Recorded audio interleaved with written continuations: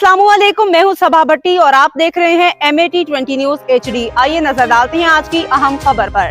खबर शामिल करते हैं चिन्योट से ब्यूरो चीफ मुख्तार अहमद अंसारी की रिपोर्ट के मुताबिक मिलावट माफिया के खिलाफ ताबड़तोड़ कार्रवाइयां जारी। हिफ्ज़ान सेहत के असूलों की खिलाफ वर्जी, वर्कर्स के मेडिकल स्क्रीनिंग सर्टिफिकेट्स की अदम मौजूदगी, खुराक तैयार करने वाली जगहों पर चूहों की गलाजत की मौजूदगी की वजह से मिश्री और बताशे बनाने वाले कारखाने को सील कर दिया गया। Deputy director operation Punjab food authority Chiniot 30 kilo से ज्यादा एक्सपायर अशिया, 1 किलो ममनुआ चाइनीज साल्ट तल्फ कर दिया गया है। शहर भर में फूड सेफ्टी टीमों ने 78 पॉइंट्स, 50 दूध बरदार गाड़ियों की इंस्पेक्शन की और कवानीन की खिलाफ वर्जी पे मजमूई तौर पर 1,10,000 रुपए के भारी जुर्माने आयद किए। मिलावट जालसाज माफिया का ताकुब जारी रखा जाएगा ताकि अवाम को मेयारी और सेहतमंद खुराक की फराहमी को यकीनी बनाया जा सके।